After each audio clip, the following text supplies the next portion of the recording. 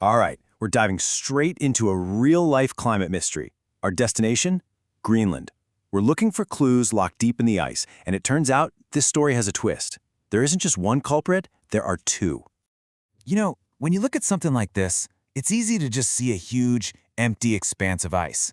But it's so much more than that. Think of it like a time capsule. Every single year, a new layer of snow falls, gets squeezed into ice, and bam! It traps a perfect little sample of the Earth's atmosphere right then and there.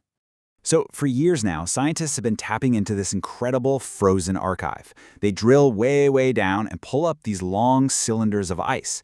And it's kind of like reading the rings of a tree, but instead of just seeing years, you're reading the entire climate history of our planet.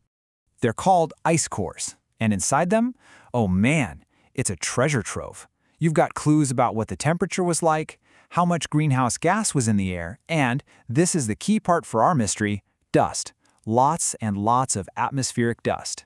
So, as they're looking at the layers from the last ice age, we're talking way back, from about 130,000 to 10,000 years ago, they find something weird.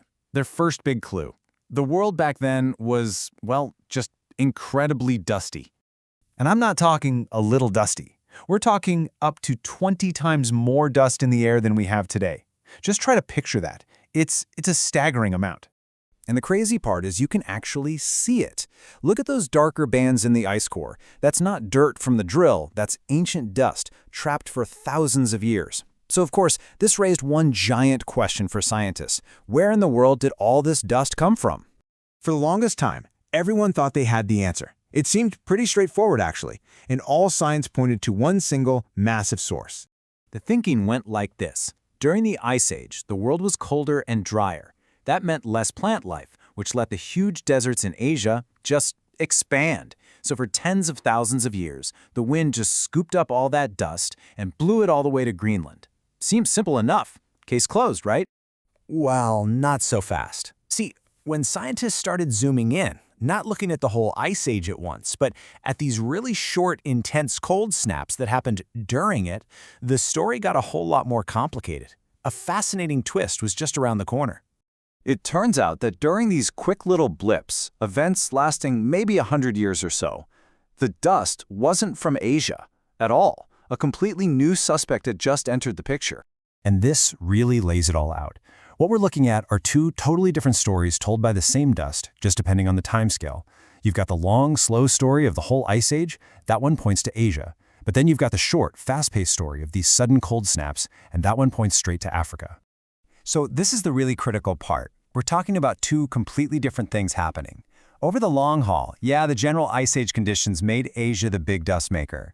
But when you get one of those short, sharp cold snaps in the North Atlantic, bam! North Africa suddenly takes over as the main supplier. And what's so cool is that climate models totally back this up. Just look at these maps. The red spots show where the dust is coming from that ends up in Greenland. On the left, for the long ice age, you see all that red over East Asia, right? Now look at the map on the right. This is for one of those quick cold snaps. See how the red has completely shifted? Now the huge hotspot is right over North Africa. Okay, so that's the what. But the next big question is how? What on earth happened to the atmosphere to suddenly create this dust superhighway from Africa all the way to Greenland? It was like a perfect storm, a crazy chain reaction. Okay, so first, boom, a rapid cooling event hits the North Atlantic. That sudden chill shoves the tropical rain belts way down south. Now, with no rain over North Africa, there's nothing to wash the dust out of the air. It just hangs there. And to top it all off, the winds get stronger, grab all that loose dust, and just jet stream it directly to Greenland. So this is way more than just a cool piece of climate detective work, right? Figuring out this two-continent system really changes how we think about our planet's climate. Okay, so let's really spell out why this matters. 1, it throws that old Asia-only idea right out the window. 2, it shows us just how sensitive our climate is, how a sudden change in one place can have these huge, rapid ripple effects. But here's the biggest bombshell. It suggests that dust isn't just a consequence of climate change, it might actually be an amplifier. It could be a feedback loop that makes abrupt climate events even more intense. And you know, the scientists who figured this out said it best. This discovery just opens up whole new possibilities for the role dust plays. It's not just a passenger along for the ride, it might actually have its foot on the gas, amplifying these sudden changes. It's just such a powerful reminder, isn't it? Digging into these frozen archives, it's not just about history. It's about figuring out the basic rules of how our planet works. And maybe, just maybe, those rules from the past can help us make sense of the changes we're seeing today and what might be just around the corner.